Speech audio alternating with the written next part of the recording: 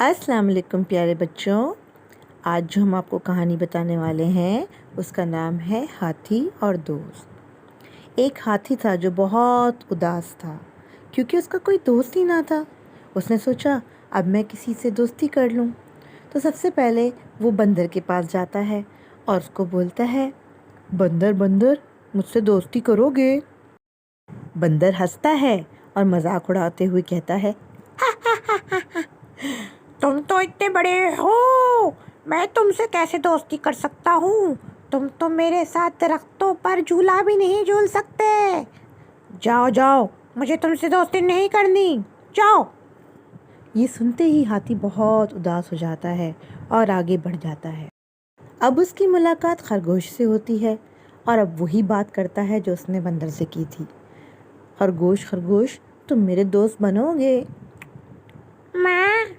میں اور تمہارا دوست؟ نہ بھائی نہ، میں تمہارا دوست نہیں بن سکتا۔ تم تو میرے بل میں آ بھی نہیں سکتے، اتنے بڑے جو ہو۔ جاؤ جاؤ، کسی اور سے دوستی کرو۔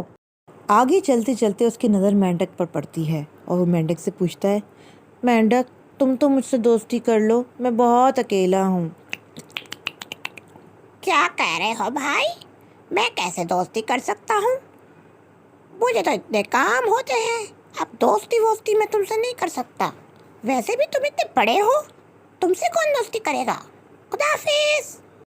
اب اس کی ملاقات لومڑی سے ہوتی ہے اور وہ وہی سوال لومڑی سے بھی کرتا ہے، مجھ سے دوستی کر لو لومڑی، میں بہت اکیلا ہوں۔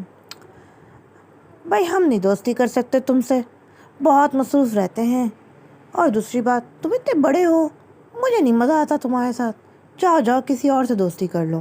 یہ سنتے ہی ہاتھی بہت اداس ہو گیا اور وہاں سے چلا گیا۔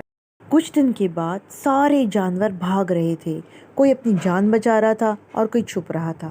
یہ دیکھتے ہی ہاتھی پریشان ہو گیا اور اس نے ایک بھالو سے پوچھا، کیا ہو رہا ہے بھائی؟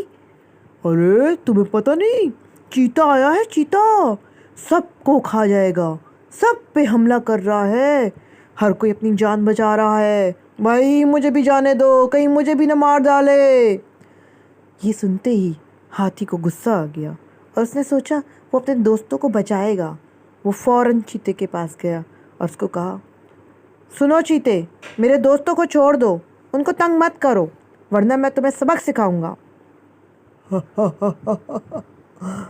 کیا ہوا ہاتھی میاں، تم مجھے سبق سکھاؤ گے یا میں تمہیں سبق سکھاؤں؟ میں تمہارے دوستوں کو کہیں نہیں چھوڑوں گا، ایک ایک کو مار ڈالوں گا، کھا جاؤں گا۔ یہ سنتے ہی ہاتھی کو غصہ آ گیا اور اس نے ایک زوردار لات ماری جس سے چیتا دور جا کے گرا اور وہیں سے بھاگا۔ یہ دیکھتے ہی سارے جانور جو چھپے ہوئے تھے باہر نکل آئے اور خوش ہو گئے۔